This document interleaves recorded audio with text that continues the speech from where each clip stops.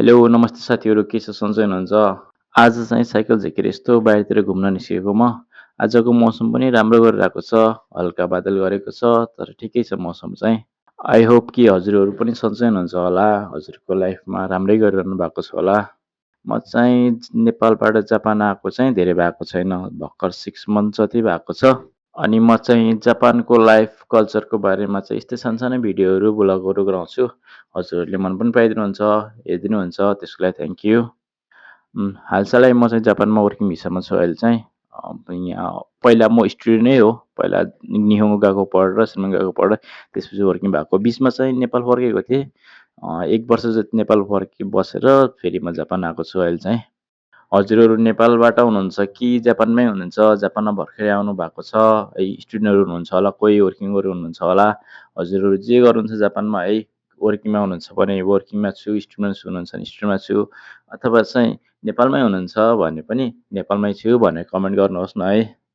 रुममा बसिरहन चाहिँ जे बोर लाग्छ कि मलाई। यसैले कतै बाहिर निस्किने, कतै नयाँ कुरा हेर्ने अथवा नयाँ ठाउँमा जान मलाई एकदम मनपर्छ। त्यो कारणले बाहिर निस्केको। जापान त एकदम राम्रो सुन्दर छ है, कन्ट्री पनि राम्रो छ, बाटोहरू सफा छ, सबै चिज सफा छ है। र जापानमा कल्चर पनि एकदम राम्रो राम्रो कल्चरहरू छ। तर जापानमा सबै चिज राम्रो मात्रै छैन कि, कतै अलिअलि नराम्रो कुरा पनि छ। त्यो नराम्रो कुरामा चाहिँ पहिलो कुरा चाहिँ एकदमै बढिरहेको कुरा र एकदमै भइरहेको कुरा चाहिँ पहिलो कुरा चाहिँ हिकिकोमोरी भनेर भन्छ है। हिकिकोमोरी भनेको चाहिँ के हो भन्दाखेरि चाहिँ यो हिकिकोमोरी भनेको चाहिँ जापानिजहरू चाहिँ कोठाबाट बाहिर निस्किनै मान्दैन अरे कि। कोठाभित्रै बस्ने कोठाभित्रै खाने, फोहोरहरू भए पनि प्लास्टिकको ऱ्यापरहरू जे भए पनि कोठाभित्रै फाल्ने गरे, बाहिर निस्किँदैनन् निस्किने आफ्नो सोसल लाइफहरू साथीभाइहरूसँग नबस्ने गरी, नजान्ने गरी, फ्यामिली मेम्बरहरूसँग बोल्न छोडिदिन्छ अरे कि। दिन, हप्ता, महिना, वर्षसम्म पनि मान्छेहरू एउटै कोठाभित्र बसेर त्यो कोठाबाट बाहिर निस्किन खोज्दैन अरे। त्यसको फ्यामिली मेम्बरहरू 80 वर्षको बुढाबुढीले पनि 50 वर्षको, 40 वर्षको बच्चाहरूलाई चाहिँ ख्याल गरेर राख्नुपर्ने हुन्छ अरे कि।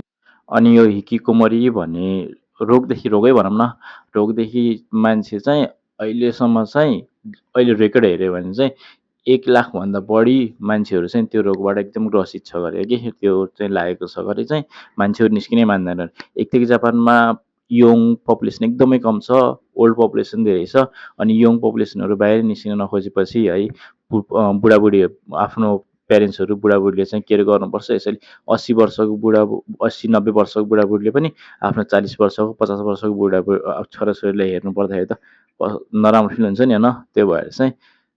त्यो भएर चाहिँ म पनि बाहिर निस्केको है, मलाई त्यस्तो लाग्छ कि भनेर डर लाग्छ नि कहिले कहिले होइन। यस्तो जापानिज मात्र नभएर विदेशी मान्छेहरू पनि जापान आएर त्यस्तै भइहाल्छ गरे कति रेकर्डहरू छ कि। त्यो भएर चाहिँ हजुर पनि यदि जापानमा हुनुहुन्छ भने चाहिँ आफूलाई चाहिँ खाली नराख्नुहोस् होइन, भन्छ नि खाली दिमाग शैतानको घर भन्छ नि। केही नयाँ कुरा सिकिरहनु, कतै बाहिर घुम्न जानु, साइकलमा हुनुहुन्छ, गाडीमा हुनुहुन्छ, साथीहरू बनाउनु है, बाहिर निस्किनु है, भिडियो हेरेर कमेन्ट गर्नुहोस् है। अनि जापानमा अझै एउटा अर्को कल्चर पनि छ, अलि नराम्रो कल्चर है, डार्क कल्चर। त्यो चाहिँ के हो भन्दाखेरि जापानिजहरू एकदम धेरै काम गर्छ कि। यो जापान यत्रो देश कामै गरेर बनेको देश है, काम गरेर बिहान पनि काम गर्छ, साँझ पनि काम गर्छ यो देशमा है मान्छेहरू। अनि त्यो धेरै काम गरेको कारणले चाहिँ एउटा चाहिँ डार्क कल्चरहरू जापानमा एकदम धेरै बढिरहेको छ है। त्यसलाई चाहिँ जापानिजमा चाहिँ कोरोसी भन्छ। यो कोरोसी भनेको चाहिँ के हो भन्दाखेरि चाहिँ काम गर्दा गर्दै मर्नु अथवा काम गर्दा गर्दै बित्नु भनेर। जापानको कल्चर यस्तो हुन्छ कि काम काम जति पनि काम भन्छ कि। यदि यहीँ पनि मसँग काम गर्ने सँगै गर्ने साथीहरू होइन, आफ्नो घर फर्किनै मान्दैन कि, यति धेरै काम गर्छ कि।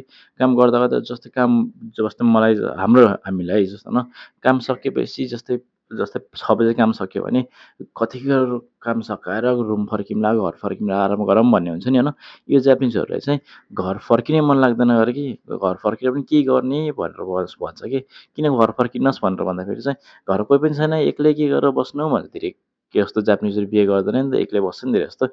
त्यो कारणले चाहिँ अब धेरै कामको ओभरलोड भएर काम धेरै गर्दा गर्दा मान्छेहरू सुसाइड गर्छ अरे कि धेरै कारणले चाहिँ। अब 1 वर्षमा चाहिँ 1300 भन्दा बढी केसहरू चाहिँ यो कोरोसीको केसहरू आउँछ अरे है जापानमा चाहिँ है। अनि अस्ति भर्खरै 6 महिना अगाडिको न्युज हेरेको थिएँ मैले, त्यतिखेर चाहिँ एउटा एउटा केटी चाहिँ है 1 महिनामा चाहिँ 100 घन्टाभन्दा बढी काम गरेको कारणले चाहिँ त्यो त्यसपछि रुममा गएर चाहिँ सुसाइडल भएर चाहिँ सुसाइड गरेको थियो अरे है।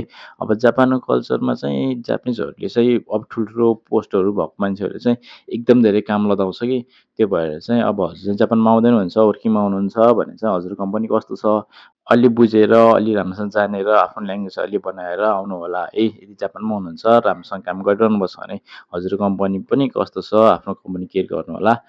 पहिलाभन्दा अलिक कम त भएको छ अरे है यो कल्चरमा चाहिँ, तर आजकल नियम पनि एकदम राम्रो राम्रो आएको छ। त्यो कारणले चाहिँ हजुरलाई कस्तो छ हजुरको कम्पनी कमेन्ट गर्नु न है।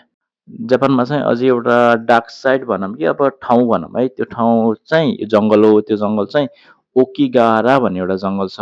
त्यो जङ्गलमा चाहिँ मान्छेहरू चाहिँ आफ्नो ज्यान लिन अथवा चाहिँ सुसाइड गर्नको लागि चाहिँ धेरै जान्छ त्यो ठाउँमा चाहिँ जापानिजहरू चाहिँ। अनि त्यो ठाउँ चाहिँ जापानको चाहिँ हजुरले माउन्ट फुजी थाहा छ होला नि होइन? माउन्ट फुजी भनेको चाहिँ पहाडको नाम हो है, जस्तै माउन्टेनको नाम हो। जस्तै हाम्रो नेपालको सगरमाथा भए जस्तै जापानको चाहिँ माउन्ट फुजी हो सबभन्दा अग्लो माउन्टेनमा गनिन्छ। त्यो माउन्टेनको तल चाहिँ एउटा जङ्गल छ, त्यो जङ्गल चाहिँ धेरै जस्तो मान्छेहरू चाहिँ सुसाइड गर्नको लागि चाहिँ धेरै जान्छ अरे त्यो जङ्गलमा चाहिँ। यसरी चाहिँ त्यो आजभोलि चाहिँ त्यो जङ्गलमा चाहिँ राति 5 बजे साँझ 5 बजेपछि उता चाहिँ भित्र छिर्नै दिन्न आजभोलि पुलिसहरू बस्छ बाहिर होइन। र यो 2020 देखि होला सायद है, मलाई ठ्याक्कै थाहा त भएन। त्यो डेटबाट चाहिँ आफ्नो एनुअल रिपोर्टै निकाल्न छोड्यो अरे कि जापानिजहरूले। किनभने चाहिँ धेरै मान्छेहरू मऱ्यो, सुसाइड गर्यो भनेपछि मान्छेहरूलाई क्युरियस हुन्छ नि त, धेरै जान खोज्छ नि त, त्यो भएर चाहिँ आजकल चाहिँ त्यसको एनुअल रिपोर्ट नै पब्लिस गर्दैन त्यो कारणले। आज कुरा गर्दा गर्दै केको बारेमा भने मैले केको बारेमा है, मैले चाहिँ अलिक थाहा भएको कुराहरू मैले हजुरसँग सेयर गरेको हो। होप हजुरहरूलाई मन पऱ्यो होला। यदि मन पऱ्यो भने लाइक, सेयर एन्ड सब्सक्राइब गर्नु चाहिँ नभुल्नु होला।